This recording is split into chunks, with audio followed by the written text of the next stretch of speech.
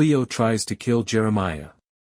Naturally, Mitch meets Cleo because he loves and cares about her, but more significantly, he is afraid that Jeremiah will take advantage of any solo movements by anyone connected to Dwight.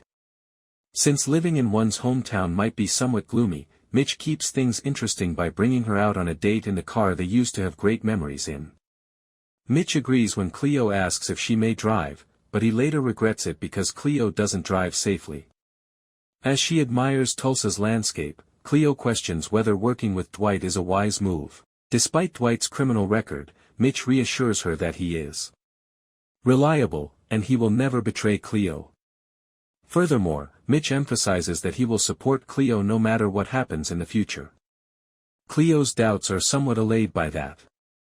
She therefore makes the decision to make this quick drive into a road trip.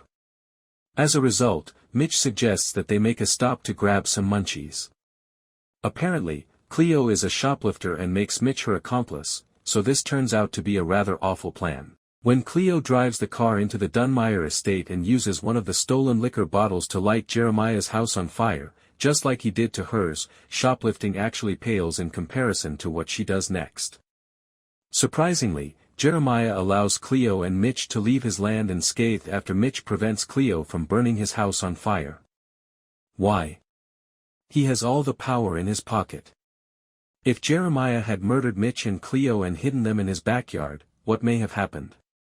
Does he truly fear Dwight? Did his most recent discussion with Dwight persuade him that provoking Dwight's anger would be extremely harmful to his company? So, rather than taking a more dramatic action like killing Mitch and Cleo, he will adopt a more subtle strategy. We'll find out soon enough, I suppose.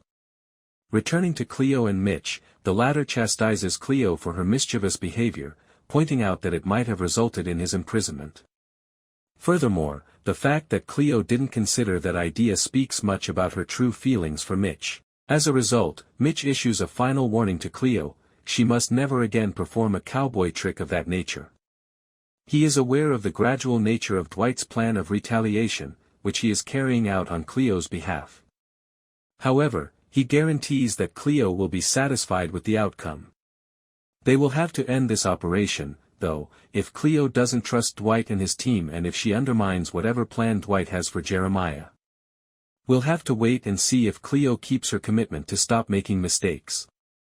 Tyson is saved by the Cybertruck. Tyson gets the brilliant idea to go on a trip to know the enemy, so that when the boss guy comes, they'll have more to show than packages of bourbon bottles, even though Dwight has given his men explicit instructions to concentrate on bottling the bourbon. Goody cautions against doing anything to annoy the most agonizing plot point is when Tyson acts rashly once more and gets everyone in hot water for it. After learning that Cole Dunmire is operating a rigged bingo hall, he decides to exact revenge on Cole and confronts him in public, with some assistance from Goody and the gang. It should come as no surprise that Tyson is receiving as much negative publicity as he has for his acts. Cole's threat to shoot an exotic dancer Tyson had only met seconds before is what breaks him. Even if it is embarrassing, this is a moment when Tyson's former self emerges, a person who truly lacks the strength to be a gangster and who doesn't want to see anyone harmed. In another scene, Mitch and Cleo wind up going on an unplanned road trip, which clarifies why their relationship didn't work out in the first place. She merely wants to retaliate against Cole's father, Jeremiah Dunmire, by shoplifting. Although Robert Patrick only appears in one scene in The G and the OG, it's a memorable one because Jeremiah gives Cleo the stereotypical villain speech. More powerful is Mitch's subsequent directive to her, which states that they will either become strangers or she would have to accept Dwight's methods. It's crucial for the remainder of Tulsa King Season 3 and exactly what he should say in such circumstance. Just because the show is emotional doesn't mean that its characters can go amok and cause havoc.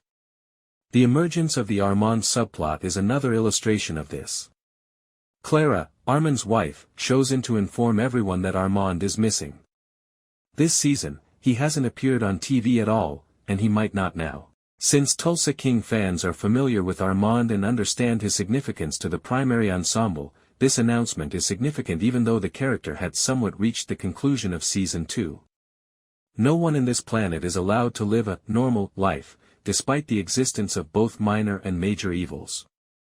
To increase the stakes even more, Tina and her children, who were just moderately able, were transported to New York.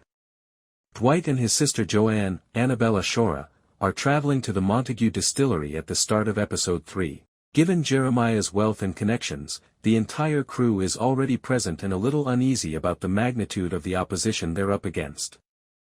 Things are heating up, that's for sure, but we're still in the driver's seat, Dwight assures them, we just can't do anything that makes us vulnerable.